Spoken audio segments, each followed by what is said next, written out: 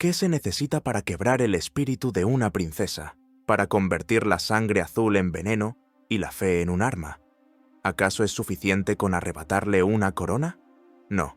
Para forjar a un monstruo, primero hay que destruir al niño. La historia de María Tudor no comienza en el trono, sino en la humillación más profunda que una hija puede sufrir: ser obligada a firmar un papel que declara a su propia madre una ramera y a sí misma, la orgullosa heredera de Inglaterra, una bastarda. Este fue el primer acto. El drama apenas comenzaba, con un padre como verdugo y un reino como testigo silencioso. La corte de Enrique VIII era un teatro de la crueldad, y la joven María fue empujada al centro del escenario, despojada de su título, de sus sirvientes, de su dignidad. La obligaron a servir a su media hermana recién nacida, Isabel, la hija de la usurpadora, Ana Bolena. Cada reverencia era una daga en su orgullo, cada sonrisa forzada, un sorbo de veneno. ¿Podrías tú sonreír a la hija de la mujer que destruyó a tu madre y te robó tu futuro? El aire que respiraba estaba enrarecido por el miedo. Las cartas de su madre, Catalina de Aragón, eran su único consuelo, mensajes de fe y resistencia pasados de contrabando como si fueran planes de traición. Y en cierto modo, lo eran. En la Inglaterra de Enrique, la lealtad a Roma era traición al rey. Cada misa secreta, cada rosario escondido bajo el colchón, era un acto de desafío que podía costarle la cabeza. El rey, su padre, no era solo un monarca. Se había proclamado a sí mismo cabeza de la Iglesia, un dios mortal cuya voluntad era ley divina. Desafiarlo era desafiar el orden del universo. Y María, con la terquedad de los Trastámara corriendo por sus venas, lo desafiaba a diario en el silencio de su corazón. Vivía bajo una vigilancia constante. Sus damas de compañía eran espías, sus confesores, posibles mártires. La presión era incesante, una tortura psicológica diseñada para doblegarla. Le ofrecían volver a la corte, recuperar sus riquezas, el favor de su padre. Si tan solo admitía que su vida entera había sido una mentira, que su piadosa madre había vivido en pecado, que ella, María, no tenía ningún derecho al trono. El divorcio de sus padres, eufemísticamente llamado el gran asunto del rey, no fue una simple disputa matrimonial. Fue el terremoto que resquebrajó los cimientos de Inglaterra. Durante casi 20 años, Catalina de Aragón había sido una reina amada y respetada, pero no había podido darle a Enrique un heredero varón, y en la brutal lógica de la monarquía, eso era un fracaso imperdonable. Enrique, consumido por la superstición y el deseo por Ana Bolena, se convenció de que su matrimonio estaba maldito por Dios. Cuando el Papa se negó a concederle la anulación, Enrique tomó una decisión que cambiaría la historia para siempre. Rompió con Roma. Se divorció de Catalina, de la fe católica y de 1000 años de tradición de un solo golpe. Para María, esto no era teología abstracta, era la demolición de su mundo.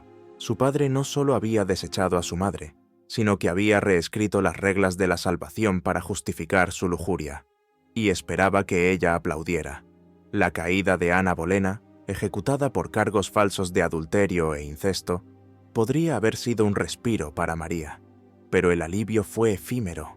El rey se casó con Juana Seymour, quien finalmente le dio el anhelado hijo varón, Eduardo. Con el nacimiento de su hermano, la posición de María se volvió aún más precaria. Ya no era ni siquiera una bastarda importante, sino una nota a pie de página en la historia de la nueva dinastía Tudor. Fue entonces cuando la presión alcanzó su punto álgido. Agotada, enferma y temiendo por su vida, finalmente cedió. Firmó los documentos, reconoció la supremacía del rey sobre la Iglesia y la invalidez del matrimonio de sus padres.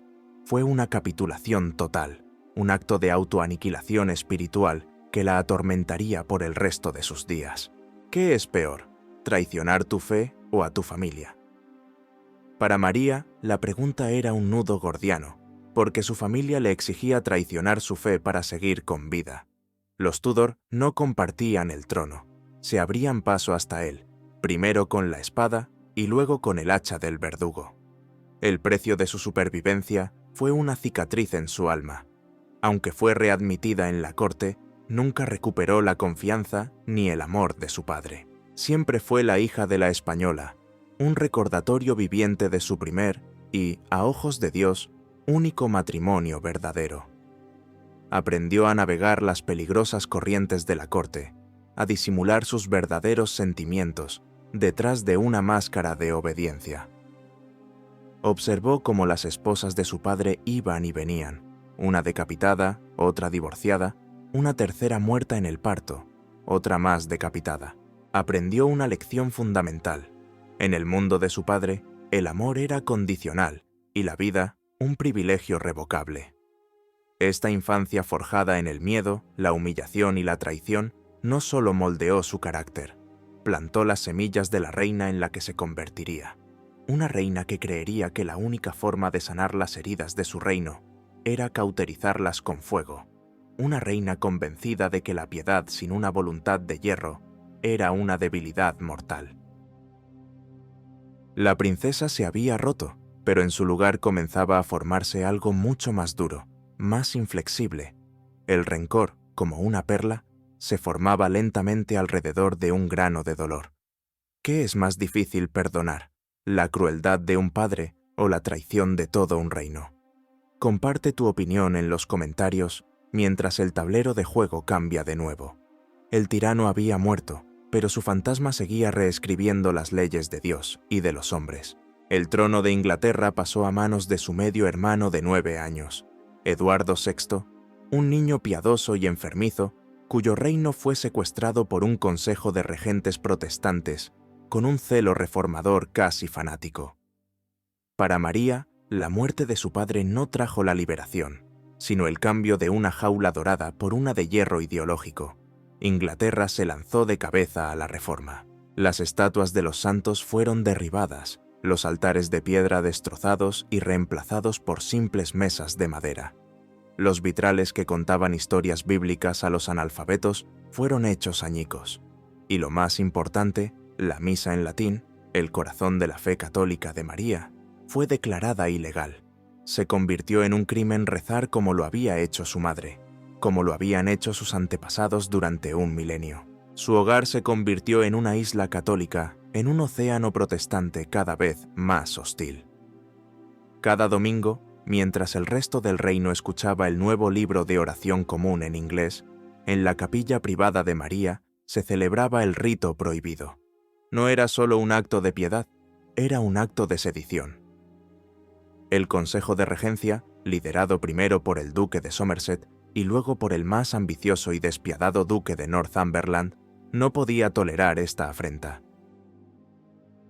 Veían a María no solo como una hermana obstinada del rey, sino como el estandarte de la oposición católica, un faro para todos los descontentos con las nuevas reformas. Y tenían razón.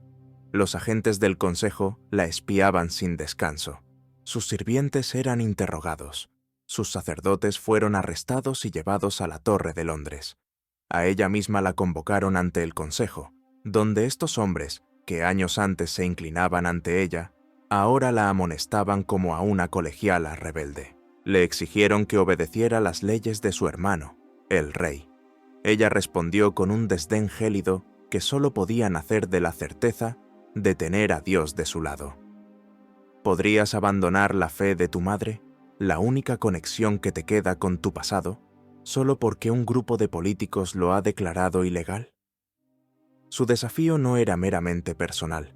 Detrás de María se alzaba la sombra de su primo, el hombre más poderoso de Europa, el emperador del Sacro Imperio Romano Germánico, Carlos V.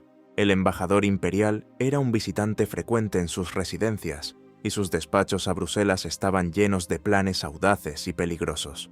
Se discutió la posibilidad de que María huyera de Inglaterra en un barco imperial, un plan digno de una novela de espías que casi se lleva a cabo. La fuga la habría convertido en una exiliada, pero también en una poderosa pieza en el ajedrez europeo, un peón con sangre real que el emperador podría usar contra el gobierno inglés. Pero María dudó. Huir era abandonar a sus partidarios, a los miles de católicos ingleses que veían en ella su única esperanza. Decidió quedarse y luchar.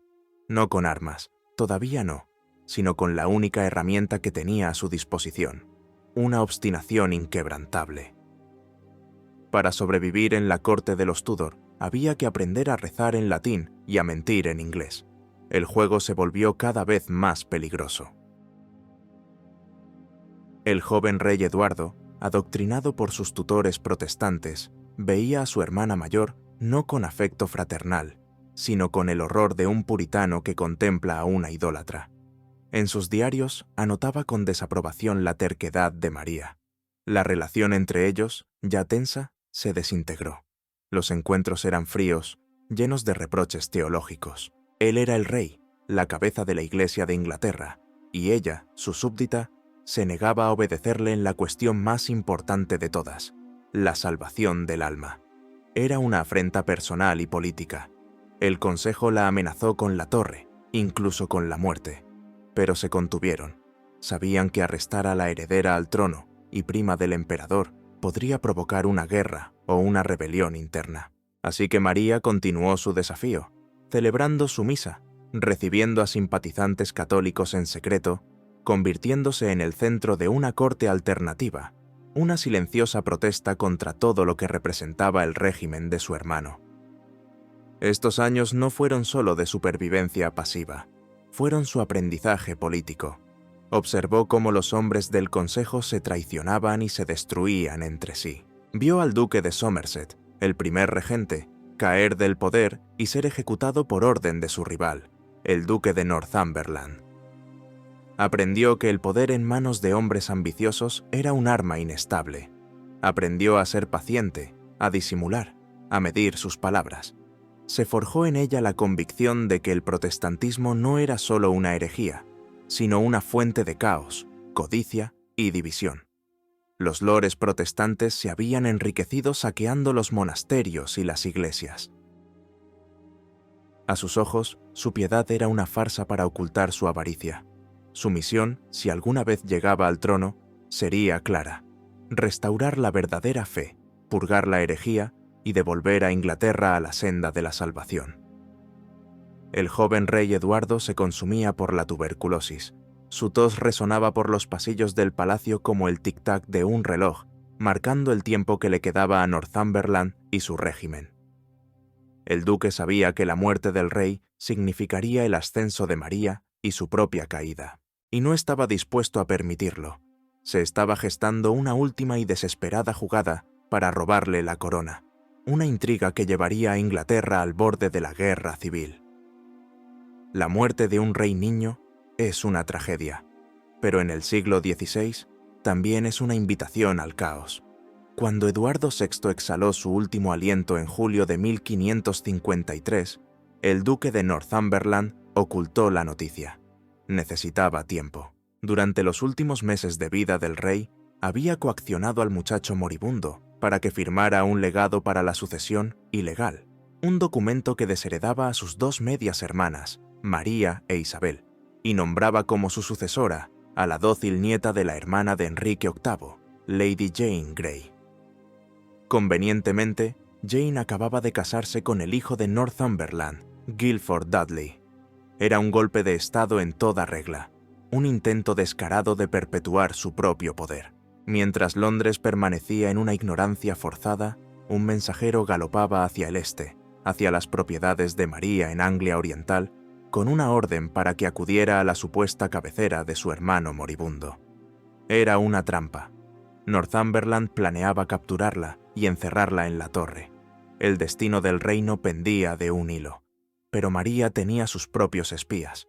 Una advertencia secreta le llegó justo a tiempo, revelando la muerte del rey y la traición de Northumberland. En lugar de dirigirse a Londres y a una captura segura, giró las riendas de su caballo y cabalgó hacia el norte, hacia el territorio leal de los Howard y otras familias católicas. Fue el comienzo de una carrera desesperada. Mientras Northumberland proclamaba a la aterrorizada Jane Grey como reina en Londres, una reina que reinaría solo 9 días, María comenzaba a reunir su propio ejército. Envió cartas a los nobles, a las ciudades, al consejo privado, reclamando su derecho de nacimiento. Su estandarte se alzó en el castillo de Framlingham, y lo que sucedió a continuación sorprendió a todos. El pueblo de Inglaterra, a pesar de 2 décadas de propaganda anticatólica, se unió a su causa. No era solo por la religión, era por la legitimidad, por el derecho de la hija del rey Enrique a heredar el trono de su padre. Los Tudor no heredaban el trono, lo tomaban por asalto, primero con la espada y luego con el hacha del verdugo. Nobles y campesinos, protestantes y católicos por igual, acudieron a su lado. Era su derecho y estaban dispuestos a luchar por él. Northumberland, ahora atrapado en su propia red, se vio obligado a marchar desde Londres para enfrentarse a María, dejando la capital y a la reina títere bajo el control de un consejo privado cada vez más nervioso. Fue un error fatal. A medida que su ejército avanzaba, la moral se desplomaba. Sus hombres desertaban en masa. Mientras tanto, la flota inglesa anclada en la costa de Anglia Oriental, enviada para interceptar cualquier ayuda que pudiera llegar a María desde el continente, se amotinó y declaró su lealtad a ella. La noticia fue un trueno que resonó en Londres. El consejo privado, viendo hacia dónde soplaba el viento, cambió de bando. Arrestaron a los partidarios de Jane Grey, salieron a las calles y proclamaron a María como la legítima reina de Inglaterra. El reinado de 9 días de la reina Jane había terminado. Fue encarcelada en la torre junto con su esposo y su suegro. Cuando Northumberland se enteró, en la ciudad de Cambridge, se rindió sin luchar. Se dice que entró en la plaza del mercado y, arrojando su gorra al aire, gritó: «¡Larga vida a la reina María!». No le sirvió de nada. La entrada de María en Londres fue un triunfo apoteósico. Las multitudes la aclamaban, las campanas repicaban, los niños arrojaban flores a su paso. Era la heroína que había desafiado al tirano y reclamado su corona. Liberó de la torre a los viejos prisioneros católicos, como el duque de Norfolk y el obispo Stephen Gardiner, quienes se convirtieron en sus consejeros más cercanos. Parecía el comienzo de un cuento de hadas, la princesa agraviada finalmente restaurada a su legítimo lugar. Pero los cuentos de hadas rara vez terminan con el sonido del hacha del verdugo. Aunque inicialmente María se mostró reacia a derramar sangre, sus consejeros la persuadieron de que la clemencia era una debilidad. Northumberland fue juzgado por traición y decapitado. 2 de sus cómplices corrieron la misma suerte. Lady Jane Grey y su esposo fueron condenados a muerte, pero María, sintiendo lástima por la joven que había sido un mero peón, suspendió la ejecución. Era un gesto de piedad que pronto lamentaría. Había ganado una guerra, pero sin saberlo, estaba a punto de iniciar otra. Una guerra no por la corona, que ya era suya, sino por el futuro de la fe de Inglaterra, y para ello necesitaba un esposo y un heredero. Su mirada se posó en el sur, hacia la potencia católica más grande del mundo, España. Una corona asegura la cabeza, pero solo un matrimonio asegura el futuro. Con el trono firmemente en sus manos, la prioridad de María era producir un heredero católico que cimentara la restauración de la vieja fe y bloqueara para siempre el acceso al trono de su hermana protestante, Isabel. A sus 37 años, el tiempo apremiaba. El Parlamento y sus consejeros le rogaron que eligiera a un noble inglés, sugiriendo a su apuesto primo, Edward Courtenay. Un esposo inglés no despertaría los recelos del pueblo, pero María tenía otras ideas. Su corazón y su política apuntaban en una sola dirección. Su primo segundo, Felipe, príncipe de España, hijo y heredero del poderoso emperador Carlos V. Para ella, el matrimonio español era la solución perfecta. Consolidaría una alianza con la mayor potencia católica de Europa, proporcionaría un esposo de estatus real incuestionable y aseguraría que su hijo fuera criado en la más estricta ortodoxia católica. No vio lo que todos los demás veían con una claridad aterradora, que para los ingleses, un rey español significaba la subyugación de Inglaterra a los intereses extranjeros, la llegada de la Inquisición y la pérdida de su independencia. La noticia del compromiso fue recibida con una ola de xenofobia y pánico. Se difundieron panfletos que describían a los españoles como arrogantes, crueles y lascivos. El Parlamento envió una delegación formal para suplicarle que reconsiderara su decisión. Ella los despidió con una frialdad regia, declarando que se casaría con quien le pluguiera. Su terquedad, que tan bien le había servido en la adversidad, ahora se convertía en una ceguera política. El descontento latente no tardó en estallar en una rebelión armada. Varios nobles descontentos conspiraron para derrocar a María y colocar a Isabel en el trono, casándola con Courtenay. La mayoría de los focos de la rebelión fueron sofocados rápidamente, pero uno, liderado por un carismático caballero de Kent llamado Sir Thomas Wyatt, se convirtió en una amenaza mortal. Wyatt reunió un ejército de varios miles de hombres y marchó sobre Londres, declarando que su objetivo no era derrocar a la reina, sino salvarla de sus malvados consejeros y del matrimonio español. Era la excusa clásica de todo rebelde medieval. El pánico se apoderó de la capital. El ejército real enviado para detener a Wyatt desertó y se unió a los rebeldes al grito de «¡Somos todos ingleses!». Londres parecía a punto de caer. Los consejeros de María le rogaron que huyera a la seguridad del castillo de Windsor. Ella se negó. En el momento de mayor crisis de su reinado, demostró el coraje indomable de su linaje. Se dirigió al Guildhall, el corazón de la ciudad de Londres, y pronunció el discurso de su vida. Con una voz firme y resonante, se dirigió a los ciudadanos no como una reina distante, sino como una madre a sus hijos. Les recordó que era la hija de Enrique VIII, una Tudor de pura cepa. Les prometió que nunca involucraría al reino en las guerras de España, y concluyó con una declaración de desafío que encendió sus corazones. Buenas gentes, como una esposa fiel debe obedecer a su marido, así yo, que estoy desposada con este reino, debo amarle y permanecer con él, y vivir y morir con vosotros. Funcionó. Los londinenses se unieron a su causa. Cuando los rebeldes de Wyatt llegaron a las puertas de la ciudad, las encontraron cerradas y defendidas. El asalto a Londres fracasó. Wyatt intentó cruzar el Támesis y atacar por el oeste, pero sus fuerzas fueron interceptadas y dispersadas en una serie de escaramuzas callejeras. Él mismo fue capturado cerca de Temple Bar. La rebelión había sido aplastada, pero la clemencia que María había mostrado tras el golpe de Jane Grey se había evaporado. Ahora, el miedo y la paranoia se apoderaron de ella. La represión fue brutal. Wyatt y los principales líderes fueron ejecutados por traición, pero no se detuvo ahí. Cientos de rebeldes comunes fueron ahorcados en sus propias localidades, sus cuerpos dejados pudrirse en las horcas como una advertencia macabra. Y luego, la atención de la reina se centró en la figura que se cernía en la sombra de toda la conspiración, su hermana Isabel. Aunque no había pruebas directas de su implicación, los rebeldes habían actuado en su nombre. Fue arrestada y llevada, aterrorizada, a la Torre de Londres, entrando por la misma puerta de los traidores por la que había pasado su madre, Ana Bolena, antes de su ejecución. El hacha del verdugo se cernía ahora sobre otra princesa. María aplastó la rebelión, pero ¿ganó la guerra por el corazón de su pueblo? Dinos qué crees que sella más el destino de un gobernante, una boda impopular o una victoria sangrienta. Te leemos. Con la rebelión ahogada en sangre y su hermana Isabel encerrada en la torre, el camino estaba despejado para el matrimonio español y la gran obra de su reinado, la restauración de la verdadera fe.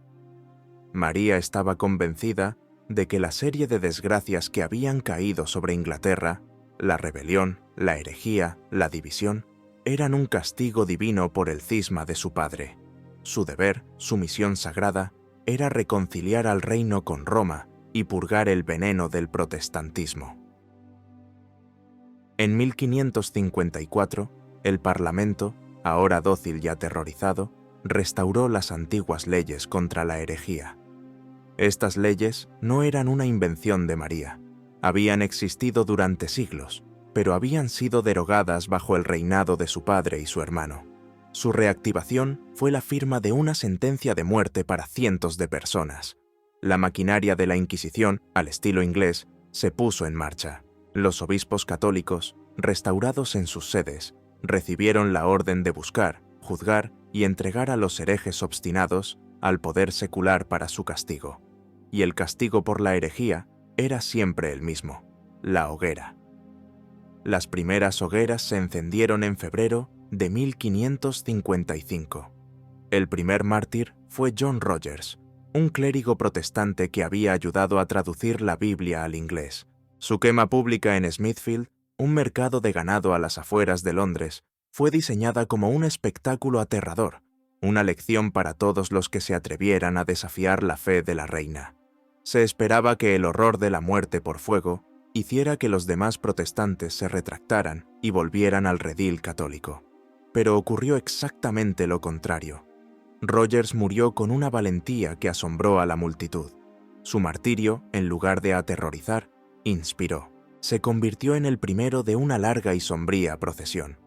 Por todo el sur de Inglaterra, el corazón del protestantismo, las hogueras comenzaron a arder. Hombres y mujeres, clérigos y laicos, eruditos y artesanos, fueron arrestados, interrogados y se les dio una opción terrible: abjurar de su fe o arder. ¿Podrías enviar a la hoguera a cientos de personas creyendo sinceramente que estás salvando sus almas? La reina observaba este proceso con una convicción inquebrantable. En su mente no estaba siendo cruel, estaba siendo piadosa. Como una cirujana que amputa un miembro gangrenado para salvar el cuerpo, ella creía que la quema de unos pocos herejes incorregibles era necesaria para salvar las almas de millones de sus súbditos de la condenación eterna. No disfrutaba con la muerte de estas personas, pero la veía como una terrible necesidad. Sus consejeros, incluido su esposo Felipe, que llegó a Inglaterra en el verano de 1554, a veces le instaban a la moderación, preocupados por la reacción popular. Pero María era inflexible. Este era su deber ante Dios, y no flaquearía. Las persecuciones continuaron con una eficiencia implacable. Entre las víctimas más famosas se encontraban los llamados mártires de Oxford, los obispos Hugh Latimer y Nicholas Ridley, y el que había sido el más alto clérigo de Inglaterra, el arzobispo de Canterbury, Thomas Cranmer. Cranmer era una figura especialmente odiada por María. Había sido el arquitecto de la anulación del matrimonio de su madre y el principal promotor de la reforma bajo Enrique y Eduardo. La muerte de Cranmer fue un drama de tortura psicológica. Bajo una inmensa presión, el anciano arzobispo se derrumbó y firmó varias retractaciones, renunciando a su fe protestante. Según las reglas, debería haber sido perdonado, pero María le negó la clemencia. Fue llevado a la pira igualmente. Sin embargo, en el último momento, en un acto de asombroso coraje, Cranmer se retractó de su retractación. Extendió la mano que había firmado la traición a su fe y la metió primero en las llamas, diciendo: «Y puesto que mi mano ofendió, escribiendo en contra de mi corazón, mi mano será la primera en ser castigada». Este gesto dramático se convirtió en una leyenda, un poderoso símbolo de la resistencia protestante. Lejos de extinguir la herejía, las hogueras la estaban abonando con la sangre y las cenizas de los mártires. Cada ejecución era una victoria propagandística para la causa protestante. Las historias de sus muertes piadosas y valientes se difundían de boca en baladas y en panfletos secretos. Sin darse cuenta, María no estaba destruyendo a sus enemigos, estaba creando santos para ellos. El apodo que la historia le daría, María la Sanguinaria, se estaba forjando en el crepitar de las llamas de Smithfield. En total, durante su reinado de 5 años, cerca de 300 personas fueron quemadas en la hoguera. Comparado con las masacres religiosas que ocurrían en el continente, el número puede parecer pequeño. Pero para Inglaterra, que no tenía una tradición de persecución religiosa a esta escala, fue un shock profundo y duradero. Las ejecuciones no eran actos anónimos de un Estado impersonal. Ocurrían en lugares públicos, en ciudades y pueblos donde las víctimas eran conocidas. Eran sus vecinos, sus comerciantes, sus predicadores. El humo de las piras se metía en la ropa y en la conciencia del pueblo. María, la reina que había subido al trono con el apoyo abrumador de su gente, se estaba convirtiendo en una figura odiada y temida. Creía que estaba purificando su reino, pero en realidad lo estaba traumatizando, dejando una cicatriz que la propaganda de su sucesora explotaría con un efecto devastador. Su gran proyecto de restauración católica se estaba convirtiendo en una pesadilla. Y mientras el reino ardía, en el palacio se desarrollaba otra tragedia, más íntima pero igualmente catastrófica, la de la cuna vacía. Mientras las hogueras consumían los cuerpos de los herejes, en el palacio real se consumía la esperanza de la reina. Tras su matrimonio con Felipe de España, el objetivo supremo de María era concebir un heredero. Un hijo católico aseguraría todo por lo que había luchado: la sucesión, la alianza con España y la permanencia de la vieja fe en Inglaterra. En el otoño de 1554, la corte estalló de júbilo. Se anunció oficialmente que la reina estaba encinta. Los síntomas eran inequívocos. Su menstruación se había detenido, sufría náuseas matutinas y su vientre comenzaba a hincharse. Se celebraron misas de acción de gracias por todo el reino. El Parlamento aprobó una ley nombrando a Felipe regente en caso de que María muriera en el parto. Se prepararon las habitaciones para el bebé, se contrató a un ejército de nodrizas y se escribieron cartas anunciando el nacimiento, con espacios en blanco para el sexo del niño y la fecha. Toda Inglaterra y toda Europa contuvieron la respiración. Pasaron los meses. La fecha prevista para el parto, en la primavera de 1555, llegó y pasó. El vientre de la reina era enorme, y ella afirmaba sentir al niño moverse en su interior. Pero el parto no comenzaba. La corte esperaba, día tras día, semana tras semana, en una atmósfera de tensión creciente. Los rumores comenzaron a volar. ¿Estaba la reina realmente embarazada? ¿O estaba enferma, quizás de hidropesía? ¿O era todo un engaño? La situación se volvió una humillación nacional. Los embajadores extranjeros enviaban informes sarcásticos a sus gobiernos. Felipe, cada vez más impaciente y frustrado, comenzó a distanciarse de su esposa. Finalmente, en el verano, la terrible verdad se hizo ineludible. No había niño, nunca lo había habido. Los médicos diagnosticaron un embarazo fantasma, o pseudociesis, una rara condición en la que el deseo abrumador de una mujer por tener un hijo provoca los síntomas físicos del embarazo. Fue una catástrofe personal y política de proporciones incalculables. La decepción fue devastadora para María. No solo había fracasado como esposa en su deber de proporcionar un heredero, sino que sentía que Dios la había abandonado. ¿Por qué, después de haberle devuelto su reino, le negaba ahora esta bendición? ¿Acaso sus esfuerzos por purgar la herejía no eran suficientes? Su reacción fue intensificar las persecuciones, como si una mayor muestra de celo religioso pudiera finalmente ganarle el favor divino. Para su esposo Felipe, la debacle fue la excusa perfecta que necesitaba. El matrimonio nunca había sido popular en España, y él se sentía un extraño en la fría y hostil corte inglesa. Sin la perspectiva de un heredero que lo atara a Inglaterra, su atención se volvió hacia sus vastas posesiones en el continente. En agosto de 1555, apenas un año después de su llegada, abandonó Inglaterra, dejando a una reina desconsolada y humillada. Le prometió volver pronto, pero ambos sabían que era una mentira piadosa. La ausencia de Felipe sumió a María en una profunda depresión. Pasaba horas en la capilla, rezando por su regreso y por un hijo. Su salud, nunca robusta, comenzó a deteriorarse. Se veía envejecida, demacrada, su pequeña figura encorvada por el peso de sus decepciones. El gobierno del país se resintió. Sin el estímulo de la presencia real, el consejo se sumió en disputas internas. La economía, ya en mal estado, empeoró. Una serie de malas cosechas provocó hambrunas y disturbios. Una epidemia de gripe barrió el país, matando a una décima parte de la población. Para el pueblo llano, parecía que el cielo mismo estaba maldiciendo el reinado de su reina. La propaganda protestante, por supuesto, no perdió la oportunidad de señalar que todas estas plagas eran una clara señal del descontento de Dios con la restauración del catolicismo y las sangrientas persecuciones. Increíblemente, 2 años más tarde, en 1557, la historia se repitió con una crueldad casi teatral.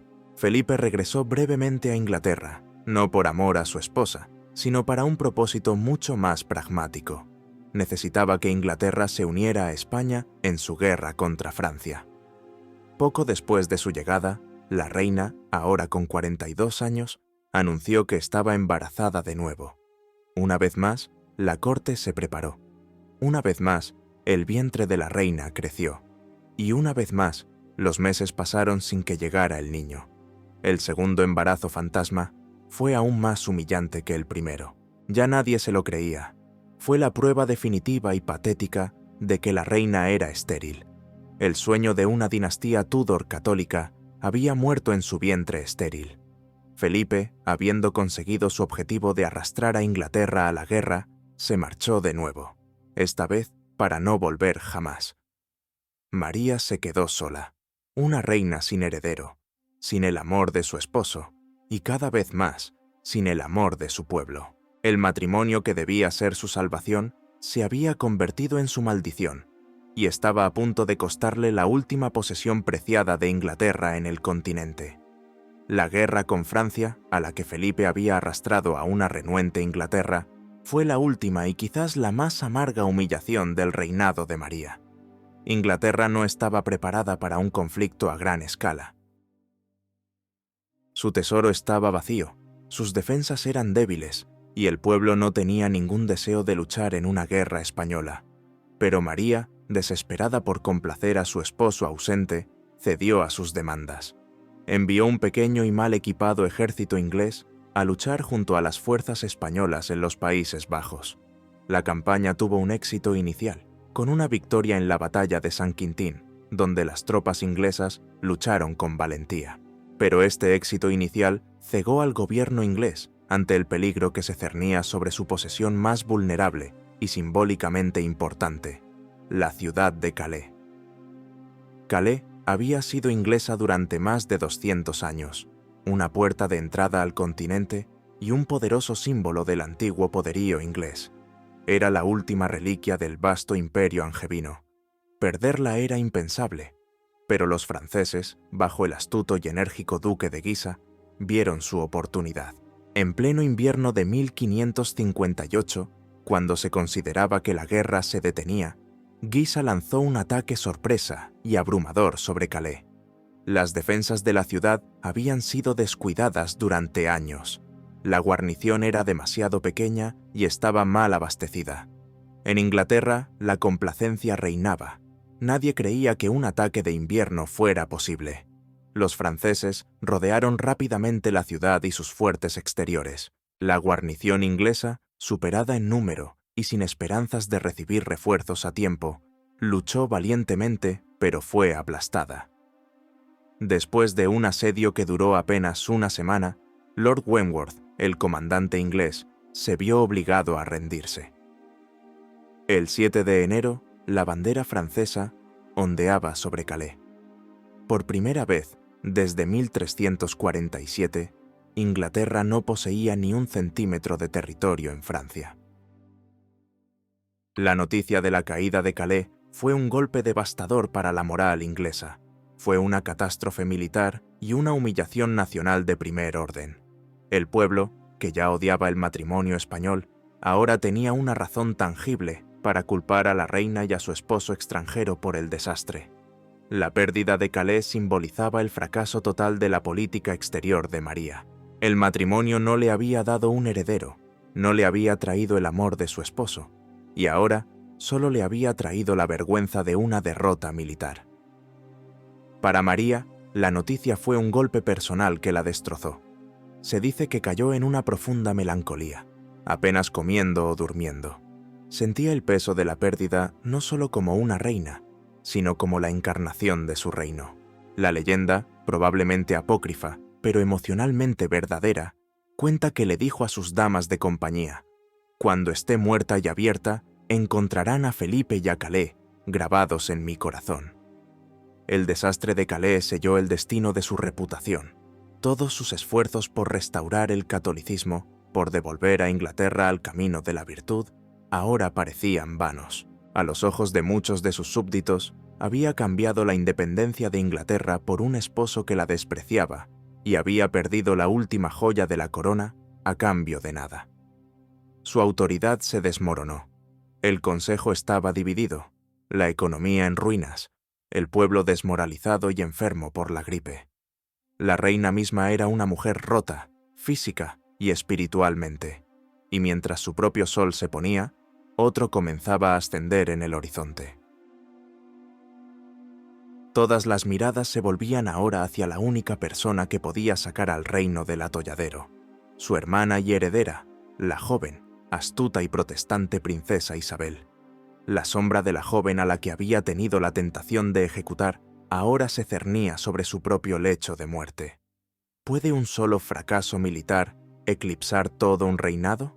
¿O, por el contrario, es la pérdida de algo simbólico lo que realmente define el legado de un líder? Déjanos saber tu opinión en los comentarios. Mientras el reinado de María se desmoronaba, su relación con su heredera, Isabel, se convertía en el drama central de la política inglesa. Era una danza mortal entre dos hermanas unidas por la sangre y separadas por la fe, la ambición y los recuerdos de una madre decapitada y otra repudiada. Isabel era todo lo que María no era: joven, carismática, popular y, lo más peligroso de todo, protestante. Era el símbolo viviente de la oposición, el punto de encuentro de todas las esperanzas de aquellos que odiaban el catolicismo, el matrimonio español y las hogueras de Smithfield. A su alrededor se tejían constantemente conspiraciones y rumores. Cada noble descontento, cada predicador clandestino, cada agente extranjero que buscaba desestabilizar a Inglaterra, veía en Isabel su futura reina. María lo sabía y la aterrorizaba. Tras la rebelión de Wyatt, Isabel había sido confinada en la Torre de Londres. Los consejeros más intransigentes de María, como el obispo Gardiner y el embajador imperial, le rogaron que la ejecutara. La lógica era brutal pero simple. Mientras Isabel viviera, sería una amenaza constante. No había pruebas concluyentes de su participación en la rebelión, pero en la política de los Tudor, la sospecha era a menudo suficiente. María se encontró en una posición imposible. Como reina, entendía perfectamente el peligro que representaba su hermana. Su propia madre, Catalina de Aragón, había sido suplantada por la madre de Isabel, Ana Bolena. El trauma de esa traición nunca la había abandonado, pero también recordaba, según se dice, una promesa hecha a su madre de cuidar a su hermana pequeña. Y quizás, en el fondo, sentía un reparo de conciencia al pensar en firmar la sentencia de muerte de su propia sangre. Dudó, y esa duda salvó la vida de Isabel. En lugar de la ejecución, Isabel fue sometida a un intenso juego del gato y el ratón. Fue interrogada implacablemente en la torre por los hombres más duros del consejo. Ella se defendió con una astucia y una compostura asombrosas para una mujer de apenas 20 años. Negó cualquier conocimiento de la trama de Wyatt, proclamando su lealtad a la reina con una elocuencia que era casi imposible de refutar. Incapaces de quebrarla o de encontrar pruebas sólidas, sus interrogadores se dieron por vencidos. Isabel fue liberada de la torre, pero no de la sospecha. Fue puesta bajo arresto domiciliario en la remota casa de Woodstock, vigilada de cerca, con sus sirvientes y visitantes controlados. Durante este tiempo se convirtió en una maestra del disimulo. Asistía a misa, se confesaba y parecía conformarse externamente a la fe católica. Todo para aplacar a su hermana y salvar el cuello. ¿Es la hipocresía una herramienta necesaria para la supervivencia? ¿O es la primera traición a uno mismo? A medida que la salud de María empeoraba y sus esperanzas de tener un hijo se desvanecían, la posición de Isabel se fortalecía.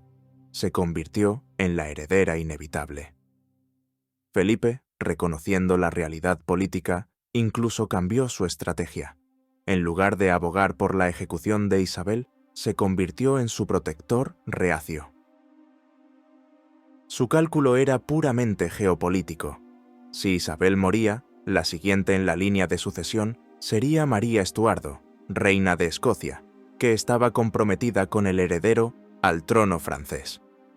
La perspectiva de que Inglaterra y Escocia cayeran en manos de su archienemigo, Francia, era una pesadilla para España.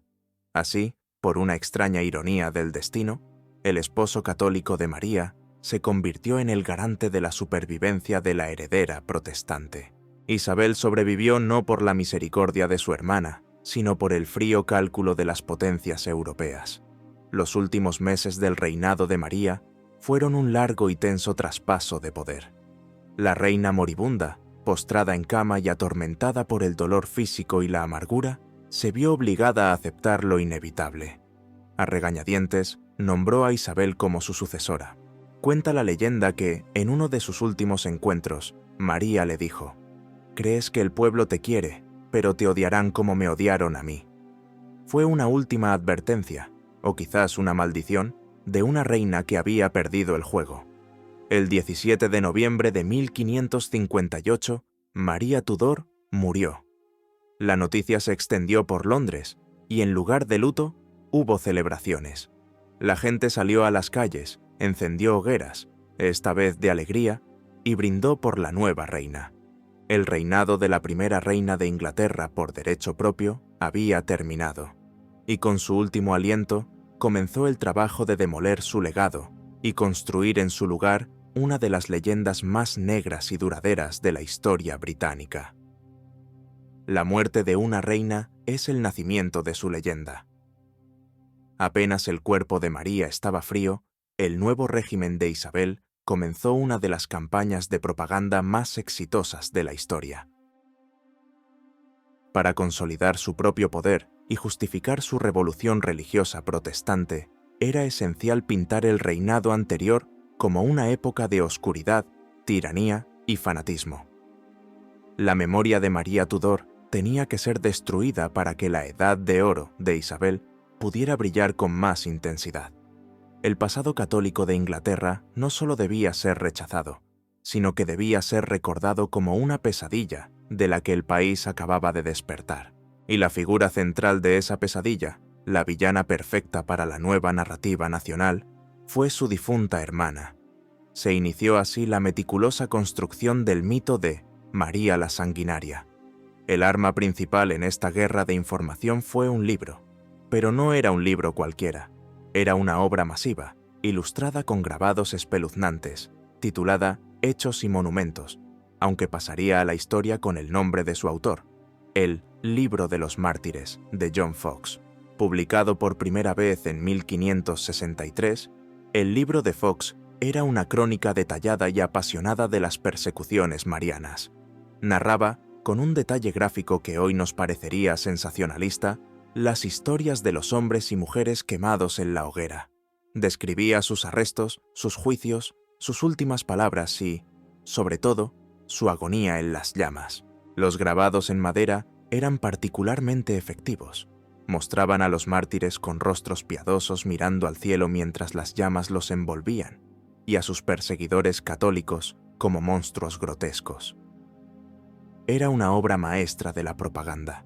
El impacto del libro de Foxe no puede ser subestimado. Se convirtió en un éxito de ventas instantáneo, superado solo por la Biblia. Por orden real, se colocó una copia en cada catedral de Inglaterra y en los salones de muchas instituciones públicas.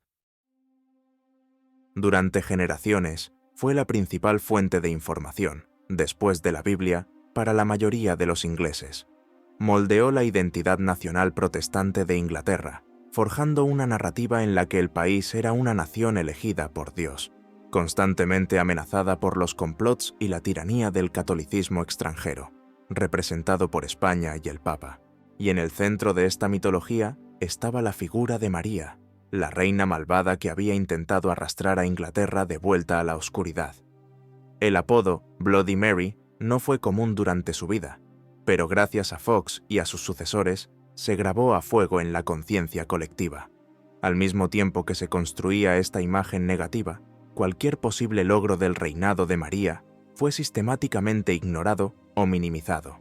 Pocos recordaban que su gobierno, a pesar de sus fracasos, había sentado las bases para importantes reformas. Reorganizó la recaudación de impuestos, lo que estabilizó las finanzas del reino tras la bancarrota dejada por su padre y su hermano. Inició un ambicioso programa de reconstrucción naval que sentaría las bases de la poderosa armada, que más tarde derrotaría a la Armada Invencible española bajo el mando de Isabel. Exploró nuevas rutas comerciales, especialmente con Rusia. Pero nada de esto importaba. La historia la escriben los vencedores, y los vencedores necesitaban un monstruo. La compleja figura de María fue aplanada hasta convertirla en una caricatura bidimensional. Una fanática amargada, una esposa servil de un rey extranjero, una tirana sedienta de sangre. Esta leyenda negra fue increíblemente duradera. Se perpetuó en obras de teatro, poemas, sermones y libros de historia durante los siguientes 400 años. Sirvió a un propósito político crucial: unir al país contra la amenaza católica, tanto interna como externa.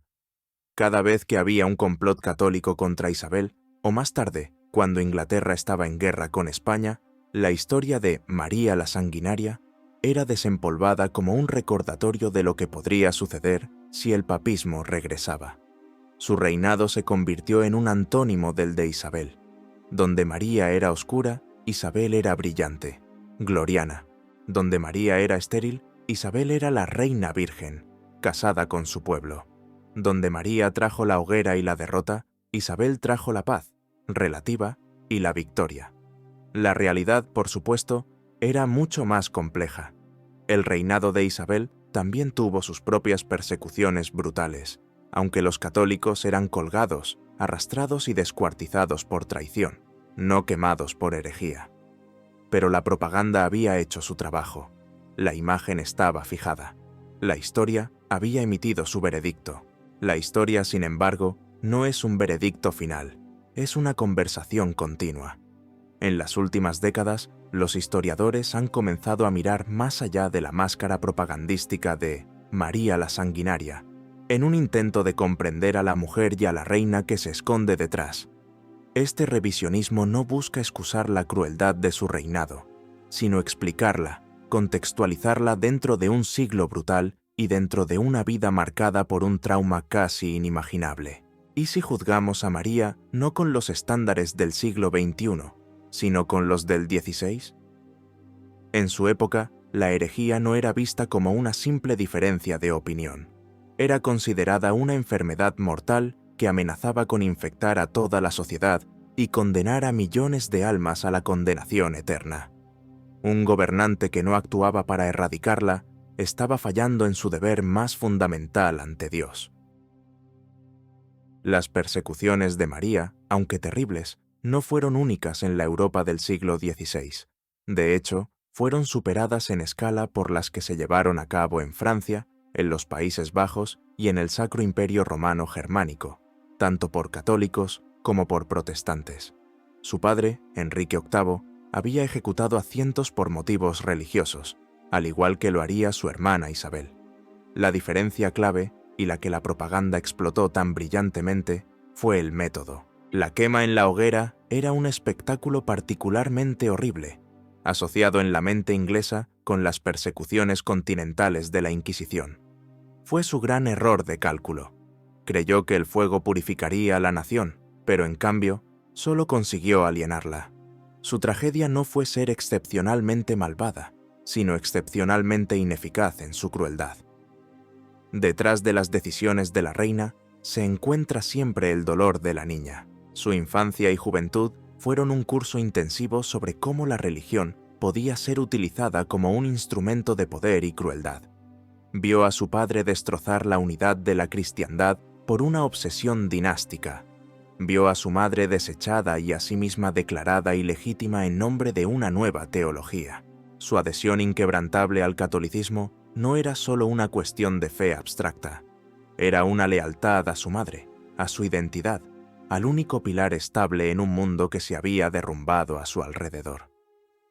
Cuando finalmente llegó al poder, su intento de restaurar la vieja fe no fue solo un acto político, fue un intento desesperado de restaurar el orden en su propio universo, de vengar la injusticia cometida contra su madre y de sanar las heridas de su propia alma. Pero intentó sanar el dolor con más dolor, apagar el fuego del cisma con el fuego literal de las hogueras. La historia de María Tudor es, en última instancia, una tragedia de intenciones. Pocos monarcas han llegado al trono con un sentido tan claro de misión y con el apoyo inicial tan abrumador de su pueblo. Era valiente, decidida y profundamente piadosa, pero su visión estaba nublada por el trauma. Su desesperado deseo de ser amada, por su padre, por su esposo, por su pueblo, por su Dios, la llevó a tomar decisiones catastróficas. Buscó seguridad en un matrimonio que le trajo humillación y guerra. Buscó la unidad religiosa a través de una persecución que solo generó odio y división.